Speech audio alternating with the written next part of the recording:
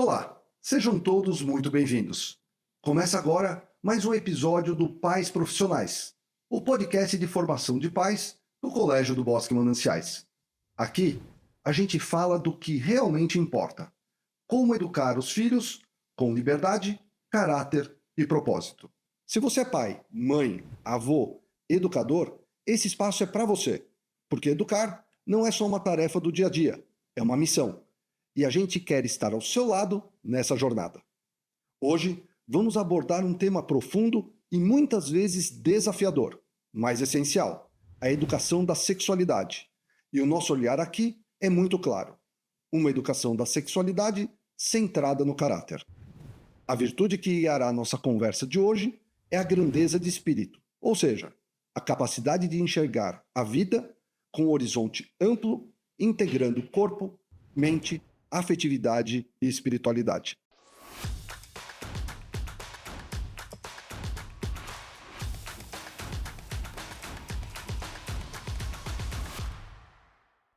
E para essa reflexão, eu tenho a alegria de receber um convidado muito especial, André Loeser, vice-diretor de Ensino Fundamental 2 aqui da nossa unidade Bosque. André, seja muito bem-vindo. Muito obrigado, Alexandre, a alegria toda minha aqui de estar mais esse episódio. Falar sobre sexualidade é um desafio para muitos pais. Muitas vezes, ela é reduzida ao biológico, ou então tratada de forma ideológica e muito superficial. Mas a sexualidade é muito mais que isso. Envolve corpo, afetividade, emoções, psicologia e, inclusive, espiritualidade. E o que dá sentido a tudo isso é o amor. Educar a sexualidade, portanto, não é apenas informar, é formar. É ajudar os filhos a crescerem em caráter, para que aprendam a amar de modo livre, responsável e comprometido. E nesse horizonte que a gente vai caminhar a nossa conversa de hoje. André, antes de educar os filhos, precisamos olhar para nós mesmos. Assim, gostaria de te perguntar e a gente começar trazendo essa ideia. A sexualidade não pode ser reduzida apenas ao biológico. Na sua visão, por que é tão importante compreendê-la como um fenômeno complexo que abrange identidade, relação e sentido? Bom, então, Alexandre, primeiro, mais uma vez, é muito bom estar aqui falando desse tema, que é um tema apaixonante, né? Quer dizer, eu acho que nesses vários anos que estou aqui, sempre é um tema que empolga na educação, né? E me parece que para a gente pensar um pouquinho, eu gostaria de pensar no próprio título que a gente escolheu. Educação da sexualidade centrada no caráter. Então a gente já tem um caminho. Primeiro a gente está falando de que existe algo chamado sexualidade e que a gente precisa entender. Como você falou, não podemos reduzir ao biológico. E eu diria também, não podemos esquecer do biológico. Né? Às vezes podemos não integrar essa sexualidade, como você falou, no marco conceitual um pouquinho maior. Então, a sexualidade ela tem um aspecto biológico, tem um aspecto psicológico e tem um aspecto cultural e social. Isso, se a gente for ver, constrói como que uma identidade. Um ser homem e um ser mulher. E que se manifesta, né, nas minhas ações, em tudo que eu faço. Depois, existe também a parte biológica da relação e do conhecimento do corpo. E tudo isso está envolto, né, no aspecto da afetividade, do amor e da religião. Se a gente reduz a sexualidade, a gente não fala de educação, a gente não fala de formação, a gente fala de instrução, de conhecimento, que são importantes. Agora, conhecendo a sexualidade, a gente pode falar, opa, isso aqui é passível de uma educação. E aí a gente teria que discutir quais práticas, quais conhecimentos, quais coisas que a gente vai transmitir, primeiro para a gente, para os adultos, que isso que é importante. A gente está muito seguro do que a gente está falando. E depois dar esse segundo passo, que é quando a gente vai falar com as crianças, quando a gente vai falar com os nossos filhos. Não interessa a idade também, né? Quer dizer, porque sempre somos sexuados, né? A sexualidade está presente desde a nossa concepção, nos nossos cromossomos, até a nossa morte. E então, se falar de sexualidade é falar de amor, é falar de biologia, é falar de relacionamentos, eu sempre estou educando isso.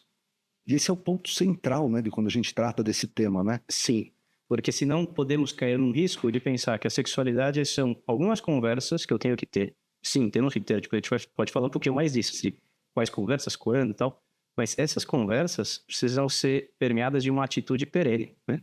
Que vão desenvolver uma série de competências, de virtudes, de habilidades sociais, emocionais, como a gente quiser chamar, que vão proporcionar também, em diversos desafios, uma vivência saudável dessa nossa condição humana, no fundo, né? E André, o que significa viver a sexualidade de forma integrada ao amor?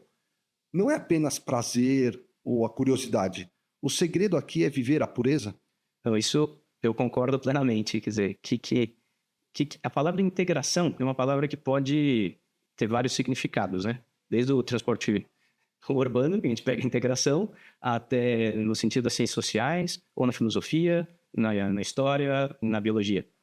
Mas aqui a gente está falando de uma pessoa íntegra. A nossa educação é educação integral, ou seja, que ajuda a dar uma harmonia, uma unidade à pessoa. Então, a sexualidade precisa ser integrada, ou seja, precisa estar, né, estar presente em tudo. E o catecismo da igreja nos fala, né? Quer dizer, o que é a pureza? É a integração da sexualidade na pessoa. Então, olha que interessante, né? Me ajuda bastante a pensar isso, né? Quando a gente vai transmitir. Uma pessoa com uma sexualidade integrada, ela sabe viver muito bem seus deveres matrimoniais, o ato conjugal, a ternura com o seu cônjuge. Opa, e se não é casada, por exemplo, se vive o celibato, vai saber viver essa ternura, essa intimidade com Deus. Se está namorando, vai saber viver essa ternura, essa intimidade, esse compartilhamento com a sua namorada, com o seu namorado. E tudo isso vai protegendo o nosso coração, né? E vai capacitando para o amor. Então, no fundo, fica muito mais bonito e parece que muito mais empolgante para a gente e para qualquer jovem, para qualquer adolescente, para qualquer criança, viver essas virtudes se a gente coloca esse pano de fundo um pouquinho maior, esses marcos teóricos um pouquinho mais amplos. E acho que por isso também que a gente está trabalhando a competência da grandeza de espírito, que mostra assim, olha, tenha grandes ideais. E a pureza é um ideal pelo qual vale a pena dar a vida, né? Não, e é também uma virtude que ela abrilhanta, né, o sentimento, né? Ela contagia, ela empolga, ela traz assim muita honestidade, sinceridade, e até o outro, né, se sente mais atraído. É isso aí. Sim, concordo exatamente. Até quando a gente fala de algo puro, sempre atrai o olhar, né? A gente não fala de algo sujo, algo impuro, é algo que a gente fica, nossa, o ouro não tem tanta pureza, a gente acha que tudo bem, pode ser o melhor ouro que tem lá, que a gente consegue comprar, mas causa uma certa repulsa. Então, e a água quando fica parada, da dengue, a água quando fica parada fica ali um caldo de bichos, né? E quando corre, fica bela, fica limpa, e a gente vê essa beleza, né? E então a pureza tem muito a ver com a beleza, tem muito a ver com a entrega, com o amor. Tudo isso vai construindo uma personalidade sadia, uma personalidade que se entrega a uma pessoa que está preocupada com o outro, não só consigo mesmo, né? Veria por aí. E sempre que a gente fala de pureza, a gente fala de pudor e modéstia. Sim. Tá tudo interligado. Aproveitando, né, os pais que nos assistem hoje, comenta um pouquinho para eles como viver a modéstia, o pudor com os seus filhos. Então acho que nesse tema daria para falar muito, né? A gente não tem muitos temas atuais que vão tocando nisso, talvez a gente possa pincelar um ou outro aí. E assim, primeiro, o pudor, acho que é importante a gente diferenciar o pudor da vergonha. A vergonha é assim, quebrei um negócio, fiz algo errado e quero esconder, né? Então, comemos algo a mais ali, comemos uma pizza a mais que não devia comer, e a gente quer esconder, porque vou engordar, porque vão descobrir. Menino aqui na escola, acontece isso direto, né? Porque são meninos que estão em fase de educação, vão lá e erram, e sei lá, e contam uma mentira, e erram, e quebram um negócio, e colam na prova, e querem enganar as pessoas, e depois ficam com vergonha porque fizeram algo errado e querem esconder. O pudor não é vergonha. O pudor é justamente a virtude contrária a esse defeito da vergonha. O pudor é assim, eu tenho algo belo e precioso e eu preciso proteger isso para que ele não estrague. Então, o pudor ele vai tocar no nosso corpo, em primeiro lugar, por isso que precisamos proteger nosso corpo, porque ele é precioso, porque ele é íntimo, né?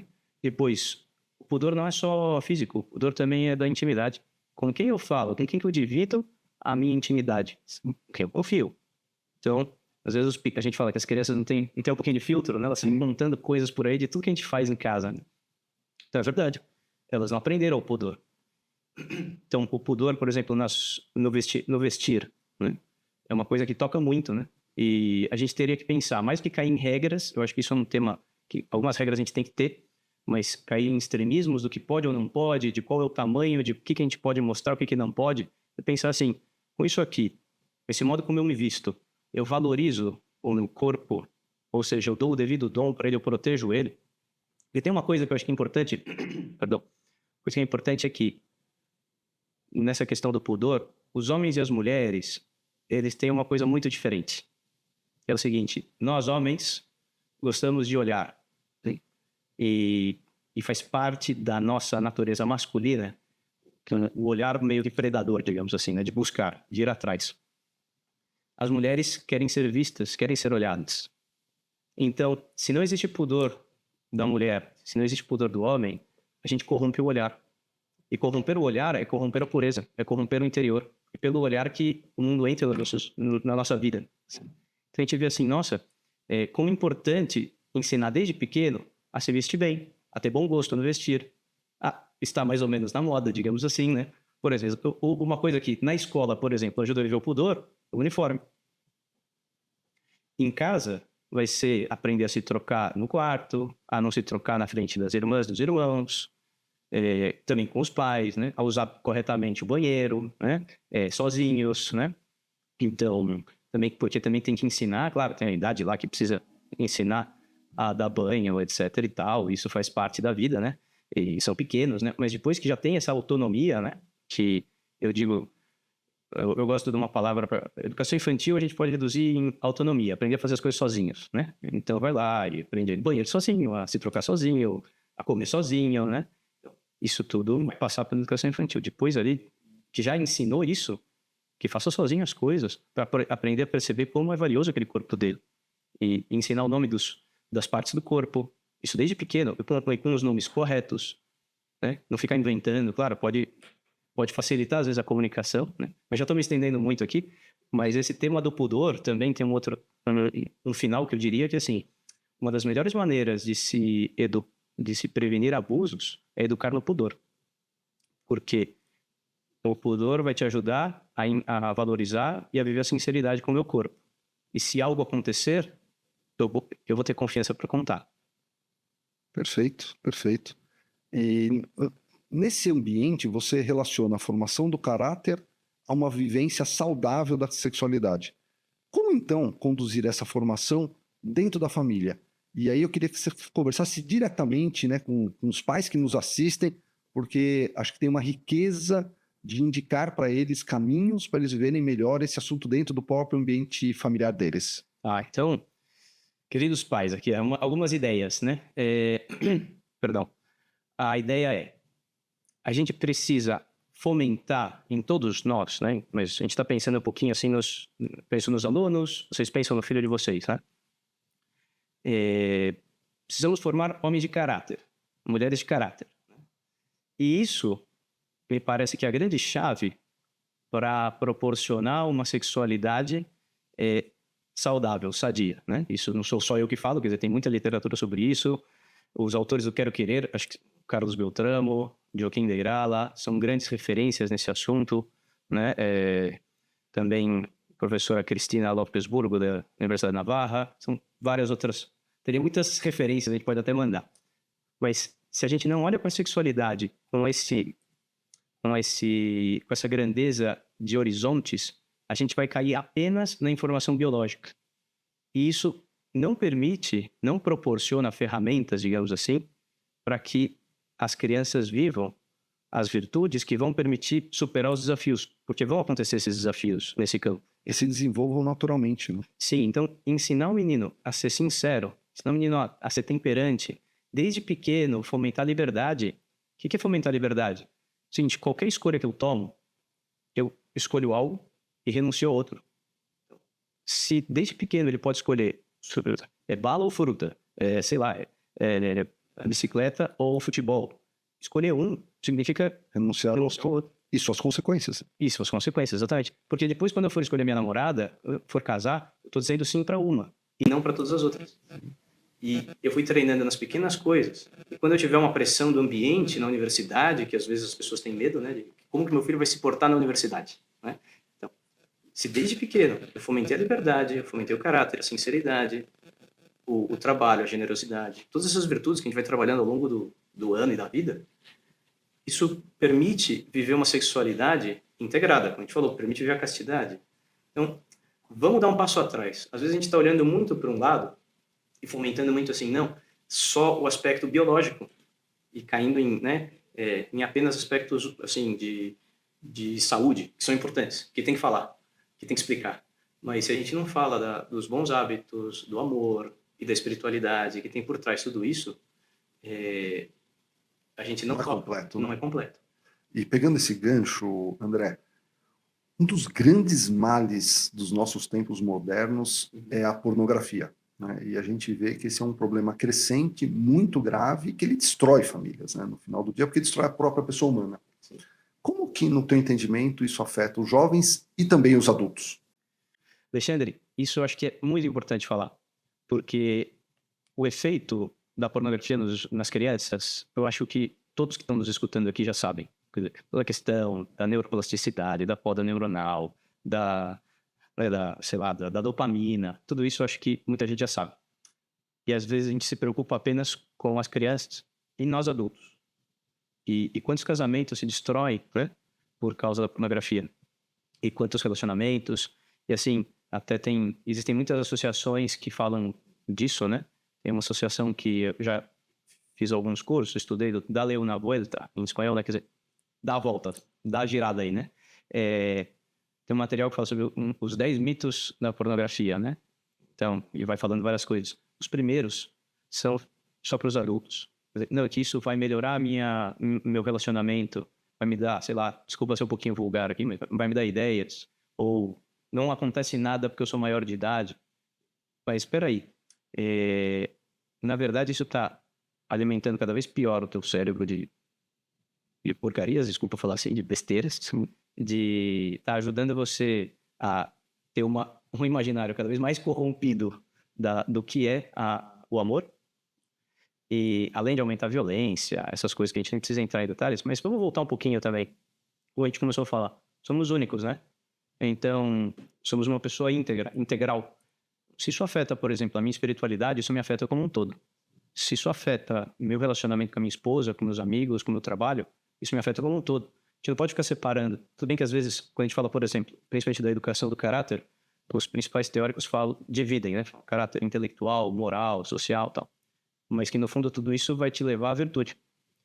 Então, a pornografia destrói lares, destrói famílias, corrompe o nosso olhar, aquilo que a gente falou agora há pouco, do pudor, do olhar. Nosso olhar vai cada vez ficando mais turvo, né? Vai ficando mais confuso, mais mentiroso. Então, claro, eu não gosto, isso pessoalmente falando assim, eu não gosto de falar apenas contra a pornografia, contra a sexualização precoce. Eu acho que isso não é uma batalha que a gente precisa pensar na educação nesse enfoque.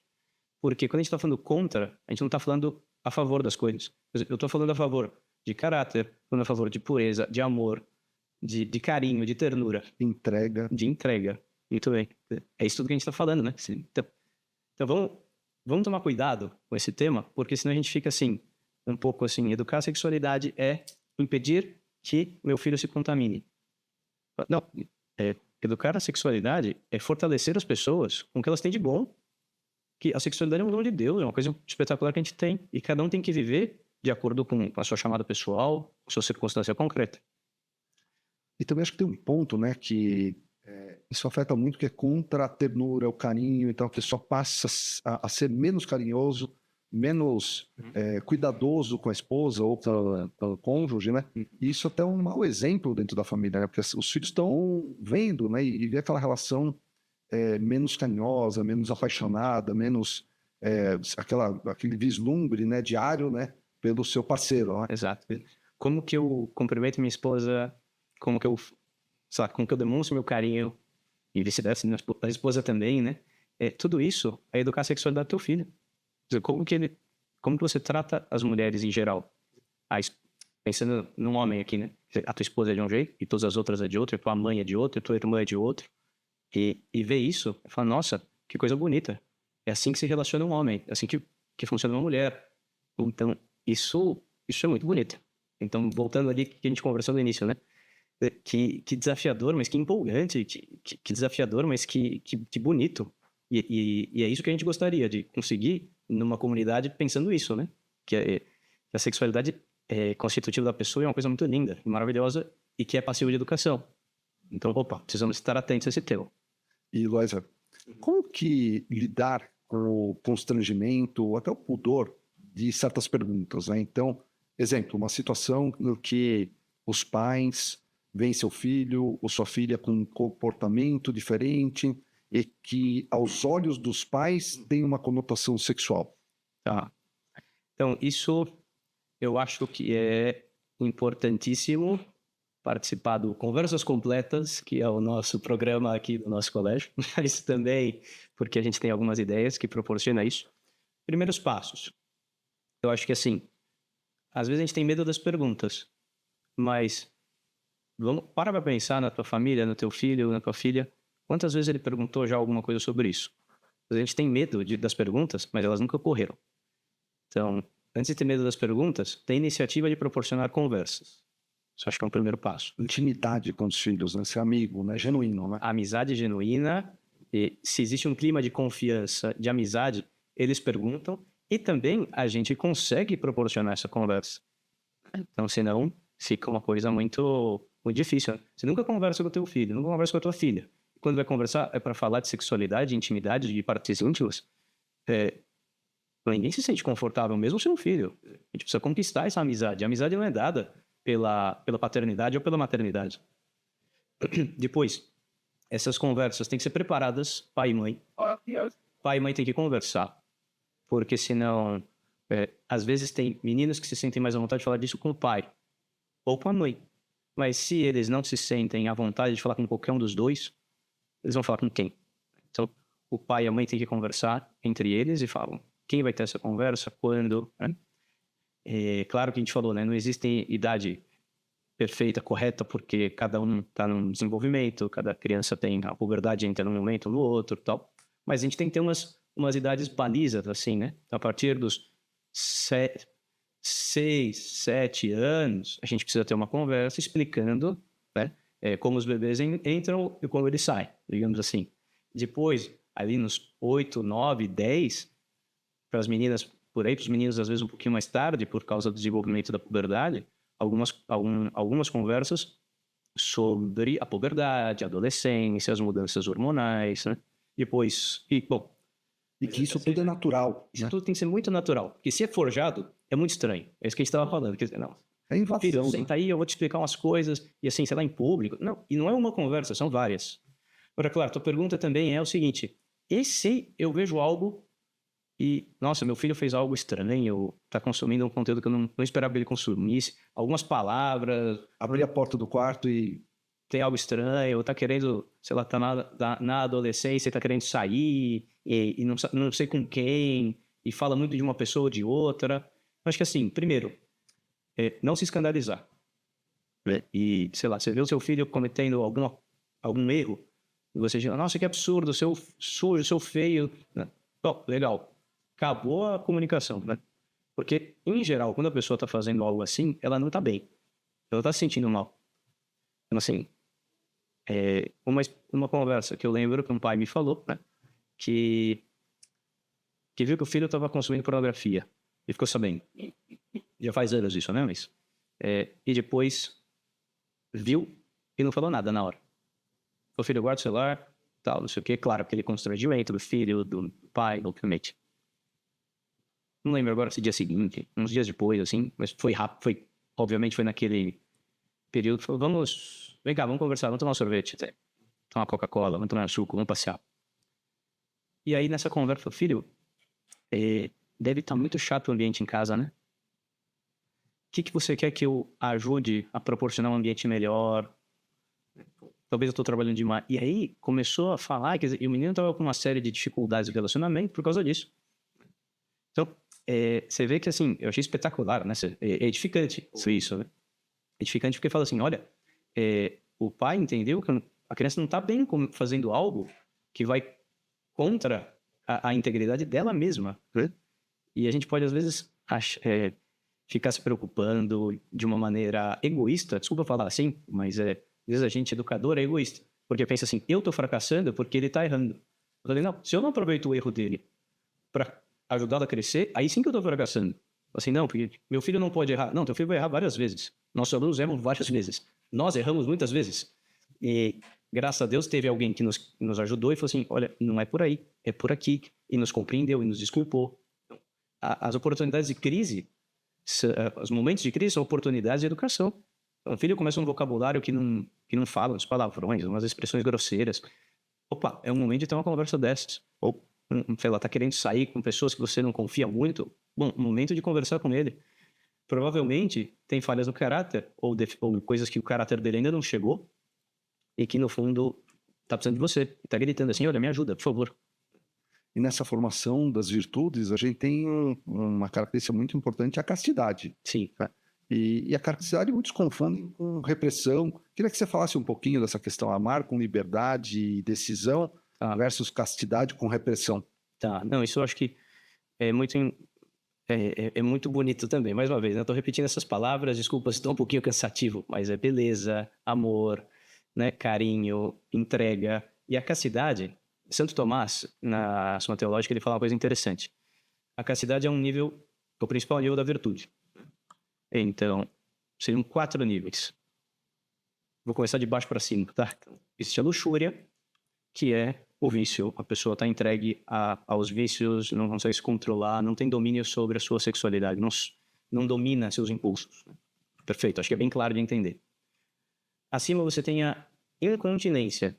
A pessoa pode não ser viciada, mas que ainda recorrentemente, né, com frequência, está tendo, né, deslizes, quedas, atos impuros. O terceiro seria a continência, que é o que você falou, que é a repressão, é não fazer.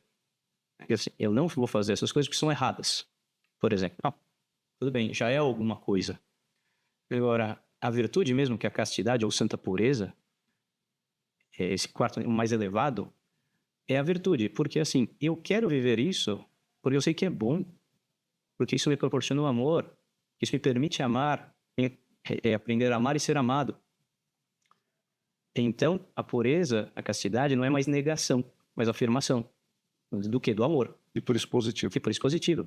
E assim, a minha experiência com os adolescentes, que quando você explica isso para eles, eles entendem, tá? Quer dizer, às vezes a gente subestima um pouquinho. Não, eles não vão entendem, tá? Quer dizer, vamos apostar nas crianças, vamos apostar nos adolescentes, vale a pena. Quando você explica isso, em vez de você ficar falando, por exemplo, né? Claro que eu acho que tem que explicar, né? Tem que ter algumas conversas explicando, por exemplo, os males da pornografia, os riscos de ter uma sexualização precoce, né, e tudo mais. Mas assim, se você fala, olha, aqui todo mundo quer amar, né? Eu não conheço ninguém que falou que não quer amar ou ser amado. Isso é interessante também. Uma aula que eu dava no ensino médio, né? Agora eu tô só no Fundamental 2, antes era Fundamental 2 e médio, e tinha uma aula sobre esse tema nas aulas de ensino religioso, que quando você começava a cutucar isso aí, então, pessoal, aqui a gente vai falar de amor. E aí você preparava todo esse tema. E ia falando, tudo isso que a gente está falando aqui, eu já dei aula para os adolescentes, os alumni que vamos nos encontrar em breve. A gente deve lembrar, espero que lembrem, né? Começa um silêncio. Assim, às vezes você está em casa sozinho e você chora. Menino, hein? Não estou falando da menino de 16 anos, tá? Eles começam a ser tocados, né? E porque, assim, eles se sentem que, pô, alguém confia em mim. Esse professor confia em mim, meu pai confia em mim. E aí destrava tudo. E se você educou na sinceridade, por isso, mais uma vez, educação do caráter, né? Essa é a grande chave do assunto aqui. Se você educou na sinceridade, se você educou na autoridade também, né? Ele saber reconhecer quem que são as pessoas que podem ajudar, a pureza fica muito mais atraente. E falar que não, cansa. Quando a pessoa vai vivendo também, ela se sente melhor, mais feliz, mais realizada, né? Sim. Então é essencial. E, André, inspiradora, necessária essa conversa. E agora eu quero te fazer a pergunta que a gente sempre faz ao final do nosso episódio. Se você pudesse dar uma dica, um conselho para os nossos pais que nos assistem agora de como educar seus filhos, né, a partir do caráter, qual seria? Claro. Uma dica só? Teria várias, mas eu acho que assim, a principal, eduque seu filho na sinceridade e na amizade. Essas duas coisas são muito importantes. Que ele saiba abrir-se com você, pai, com você, mãe, com quem ele confia, por exemplo, num preceptor, com um sacerdote, com alguém que vai poder orientar. Transmita confiança para ele e que ele tenha muitos amigos, que é, no fundo, o desejo de ajudar as pessoas. Porque uma coisa que está muito ligada com a falta da vivência da sexualidade, né? Uma sexualidade não sadia, é o egoísmo. E a nossa sociedade hedonista, ela vai falando assim, olha, se preocupe só com você mesmo. Se você educa para amizade, eu me preocupo com o outro. E educar para se preocupar com o outro, educar para o amor, para a entrega, para a generosidade. Então eu diria essas duas coisas, sinceridade e amizade. E se você me permite, Alexandre? Opa, o programa é teu. Então temos aqui no colégio, estamos já desenvolvendo algumas atividades esse ano, né? Alguns estudos para que esse ano mesmo temos esse podcast, teremos um outro evento aí em breve em outubro.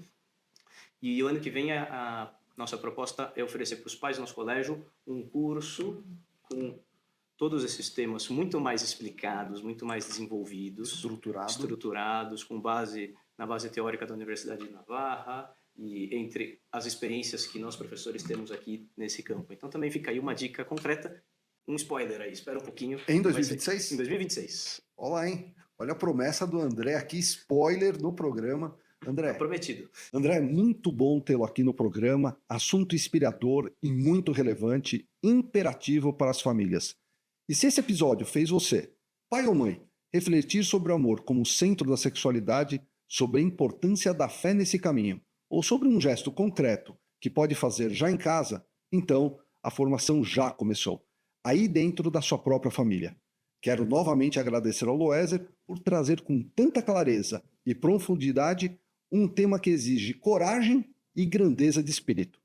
E agradecer a você que esteve com a gente até agora.